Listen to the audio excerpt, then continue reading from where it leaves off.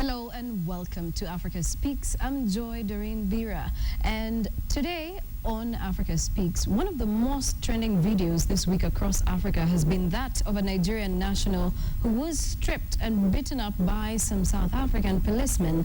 The video that has now gone viral was shared using a cell phone. Well, this and more on Web City.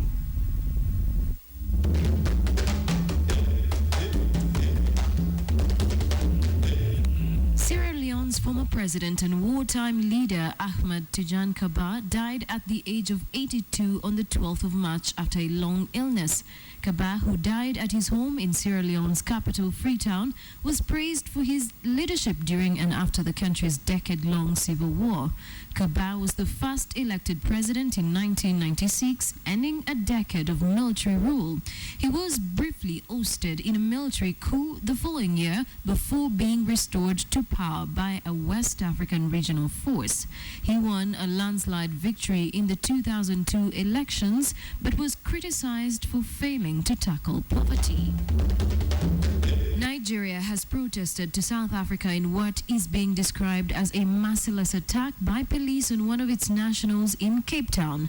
This after an amateur video on social media sites purportedly showed the man being stripped, assaulted, and handcuffed by policemen and security guards. 2 South African police officers have since been arrested, with rights groups accusing the South African police officers of brutality, incompetence, and corruption.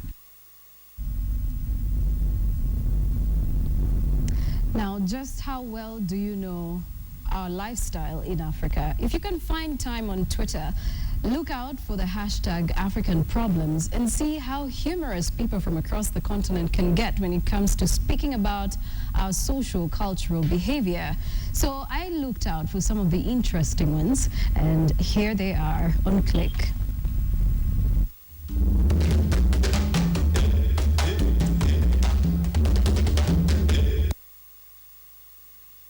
On Click, we share pictures that are being tweeted by Africans from across the continent under the hashtag African Problems.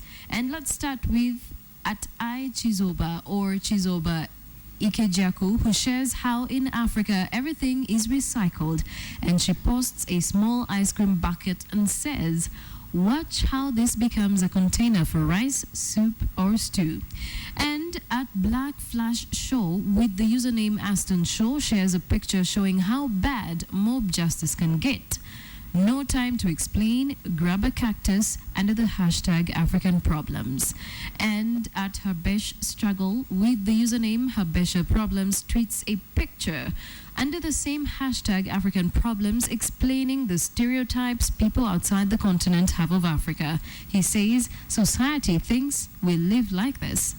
And finally, @Viva La Somalia tells about that moment you receive a letter and parents already opened it. And that's just the hashtags that have been trending across the continent. African Problems.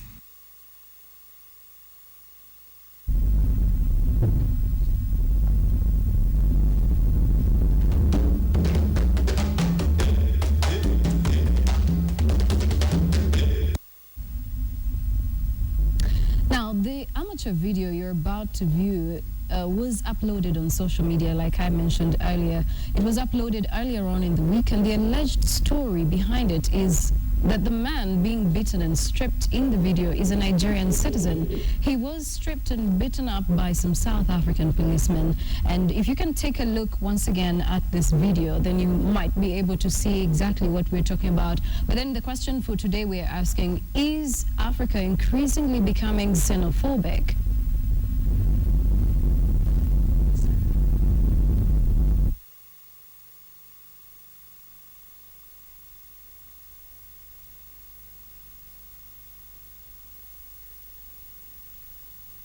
Xenophobia 54.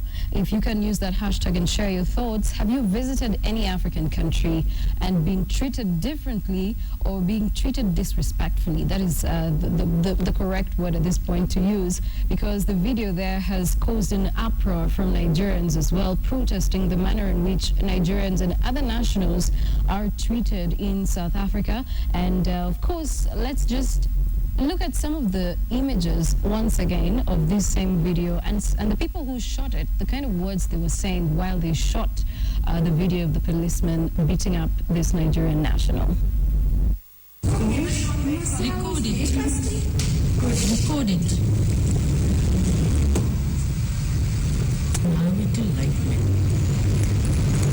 Why isn't that guy with a white t-shirt saying anything? They should tell us this. Why doesn't he say that this is the guy's score? Look what they're doing. Why are they addressing him? Record it, Kirsty. Addressing him now. All right, and joining me in studio is a Zimbabwean citizen who has been living in Kenya for close to a year now, and she's going to be sharing her experiences as well, experiences of her friends, and that is Ellen Mabena, who is in studio. On phone, we're going to be speaking to Jennifer Igwe, who is a Nigerian journalist, talking to us about xenophobia as well as the treatment of other nationals in other African countries. As an African, have you experienced xenophobia in any African country? Do share with us on the hashtag Xenophobia54. Well, thank you so much for joining us, Ellen. Good day, Such a pleasure to have you once again in studio. Last time I had you, we were talking about Zimbabwe's elections. Thank you. Now, speaking of xenophobia, have you experienced xenophobia in Kenya, knowing that you've only been here for close to a year, or any other African country? I've been lucky, maybe, I guess, because to me, xenophobia is something that I hear of in the papers or that I've heard from friends. Here in Kenya, I think the Kenyans are very friendly to, at face value. They're very friendly and very welcoming. And same as South Africa. And I think in South Africa, it depends with areas. You are actually warned sometimes by some fellow Zimbabweans who live in South Africa which areas are good to live in and which ones are not. And even if you go through the papers, we've seen there are places like Alexandra and Diepsloot and Cape Town, I guess. They are the ones that are mainly always coming up with these type of attacks. Right. And from what you know, you've visited South Africa a number of times. What exactly do you think could be the cause of xenophobia? I think it's the fear of the community thinking that people are here to get our resources and our jobs, and we're not getting jobs because of foreigners. We're not getting this because of foreigners. Because, for instance, the foreigners, mostly maybe the Nigerians and Zimbabweans, where we come from, there's the concept of these small shops, tuck shops, and so it's something they've brought to South Africa that wasn't there. So instead of embracing that, the South Africans have, become, they felt that they're being shortchanged. It should be them doing those tuck shops. And the other reason why these foreigners start these small tuck shops is because there is no immediate employment for them. So they would rather have something going while they wait to get their papers right, while they wait to get the right jobs. And so it's the feeling of foreigners coming into South Africa to take their jobs away, or take the jobs from them, and are higher paying jobs. But well, we are discussing xenophobia, and xenophobia is generally the fear of strangers or foreigners, and this has popped up a lot of times in South Africa and of course a number of other nations. And joining us via phone is Jennifer Igwe from Nigeria, who is going to be speaking to us about the same incident. Jennifer, thank you so much for joining us on KTN's Africa Speaks. What do you make out of the manner in which the Nigerian national was treated by the police in South Africa? Now, we for us Nigerians, we think that was very unfair. Because South Africans and Nigerians in Nigeria enjoy a lot of hospitality. Right. And the way we are in Nigeria, if you live in the neighborhood, for instance, and you know there is somebody who is not a Nigerian, who lives in that neighborhood, we always give preferential treatment to that person. And so for us watching on television, a Nigerian, it's sort of a kid nature. I mean, a lot of people were very angry. But even at that, it didn't stop us from still showing hospitality and love to South Africans who are in Nigeria. Right. And I think that attitude of South Africans, like being too friendly with not just Nigerians, but I have some other South Africans from Africa who have complained about the good treatment in Mexico. I don't think it is fair for South Africans to treat their fellow African brothers in that manner. But do you think that we tend to get the feeling of every other country is going to be as accommodative as your home country? Or is it just a feeling of we are not accommodative of ourselves? Is Africa her own enemy at the end of the day? I think get that. From your point of view, do you think that we always over-expect from other African nations how we should be treated? How we expect other African nations to treat us? Yes. I think other African countries are very friendly. Because I've been to some other African countries, and I must tell you that I have been to Africa several times, and I cannot help but say that I've noticed several times how hostile they are to Nigerians. I was robbed one time in South Africa in the crudest manner ever. The guy beat me and took my phone. 2 days later, I was almost robbed again. And even when I went to the police station to make a report, they asked me first to call the network provider. After I talked with the network provider, before they would put my statement at the police. And when I called the network provider, they were now asking me the talk of my phone. Right.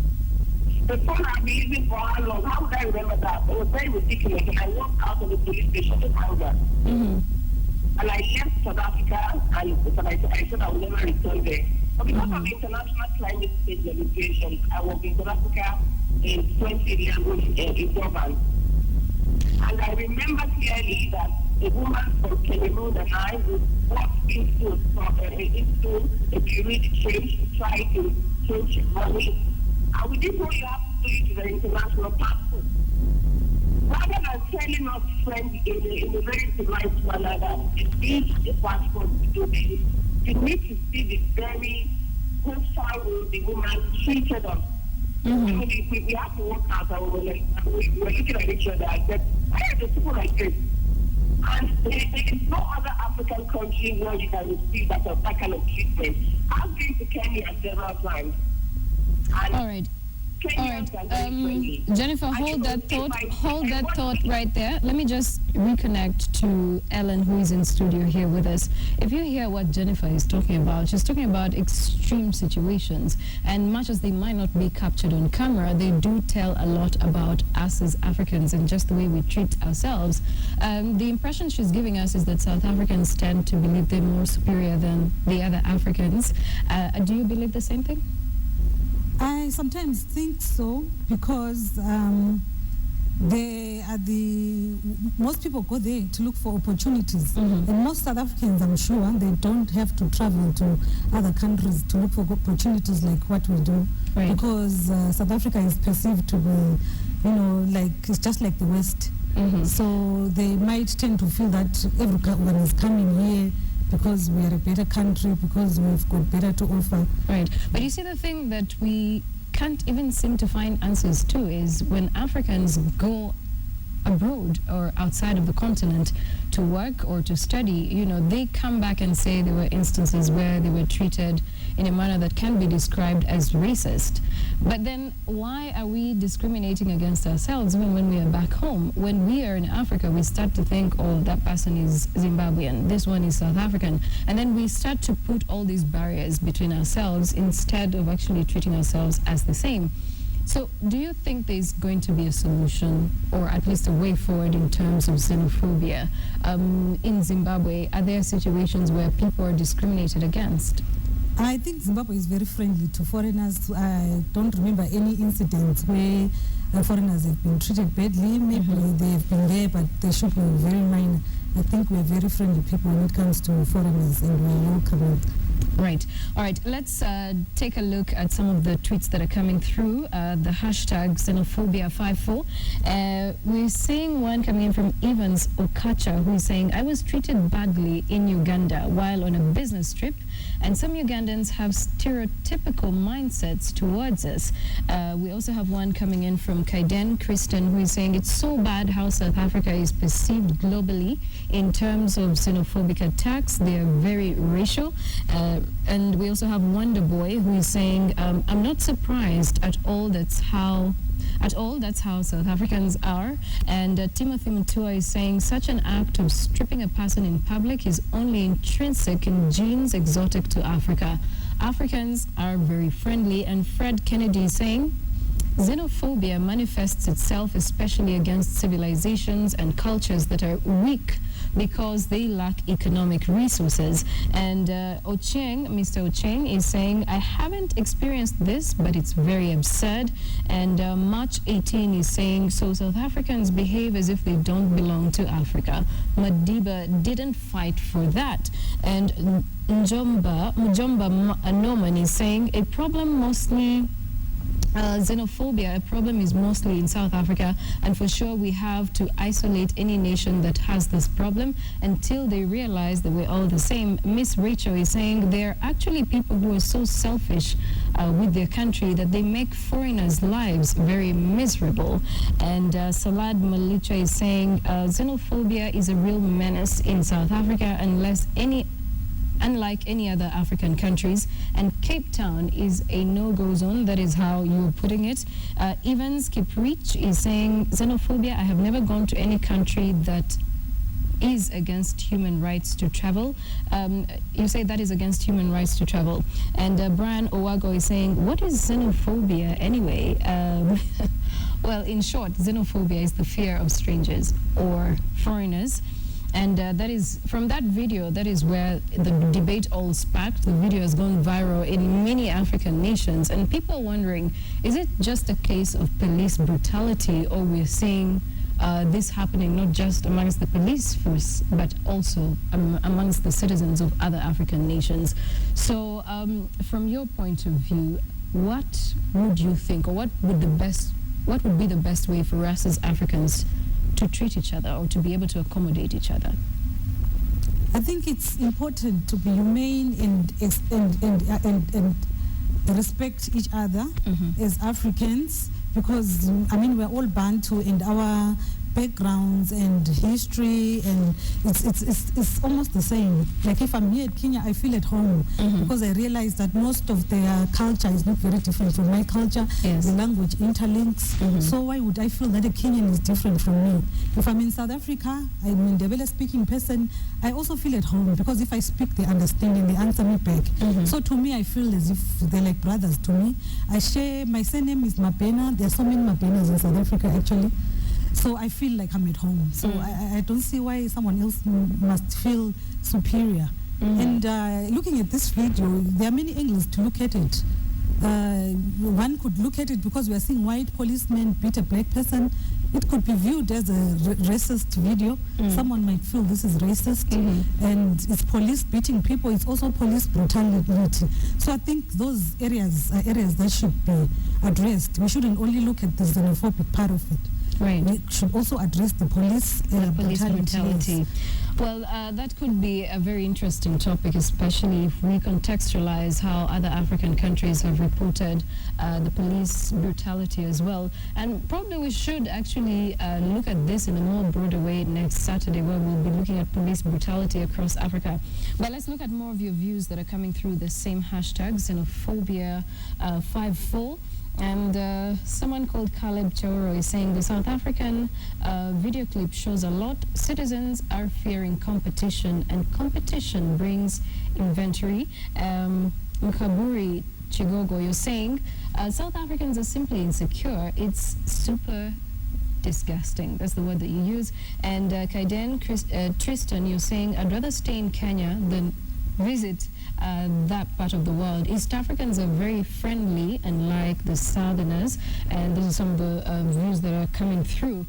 But let's not just look at South Africa. There have been a number of reports as well that have come through where Somalis, every time somebody sees a Somali citizen, they always think, oh my gosh, they need to attach this to terrorism.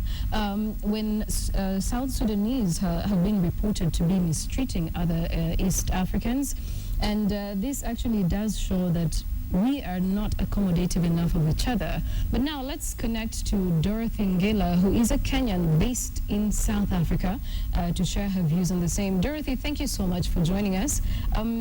What do you make out of this video clip that was shot on a cell phone and has gone viral across the continent? Thank you for having me, Joy. I think it's a combination of police brutality as well as xenophobia.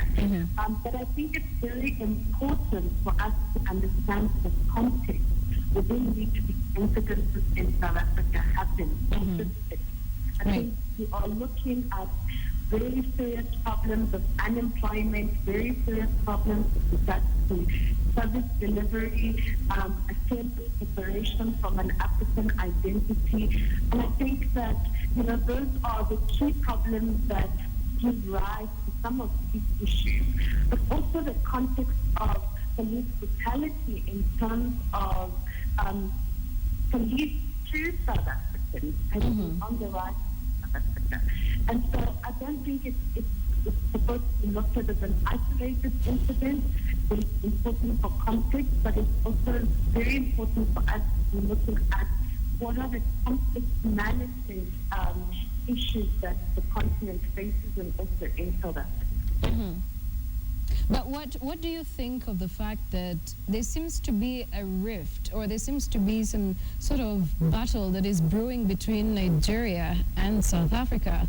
And this latest incident brings a number of memories back, where we saw a plane being sent back to Nigeria from South Africa, and this also did cause an uproar from Nigeria. And we've seen a number of other African countries recently. A number of Rwandan citizens were deported from South Africa back to Rwanda, and this was a very disturbing situation as well. So, what exactly is the feel in South Africa when all of this pops out from the rest of the African continent? Well, I think the feel at the moment is that there is definitely an importance to have coordination in the way that South Africa responds to these kinds of incidences. It is also very important for us as foreign nationals that live in South Africa, for us also want to integrate in a society when we live here. Because I think that is also one of the other aspects. There's an aspect about the brutality and the xenophobia, but there's also an aspect about how do we try to integrate as foreign nationals when we arrive in South Africa? What kind of attitudes do we have about South Africans when we live here? Because that definitely contributes to the way that South Africans feel about us as well. I mean, I'm not condoning any of the xenophobia or police brutality, but I'm saying that it's important for us to understand context. Right. So what you're saying is that it's all about the attitude. It's about the attitude and how we treat ourselves as well. Well, thank you so much, Dorothy Ngila. I do appreciate the time taken to enlighten us on what's happening in South Africa. Ellen, I would wind up with you. I would like to say thank you so much as well for sharing your views on xenophobia in Africa. I do appreciate the time taken to come to studio. And well, we've come to close of the show, but the conversation continues online under the hashtag Xenophobia54. We have 54 African countries that just do not seem to accommodate each other. And when we look at this as Africans, how exactly do we expect not to accommodate each other, yet we need each other if we are going to develop? We talk about intra-Africa trade. How is this going to work out when we are seeing xenophobia from all across the continent? Well, thank you so much for joining us on this edition of KTN Africa Speaks. My name is Joy Doreen Bira. Have a blessed weekend.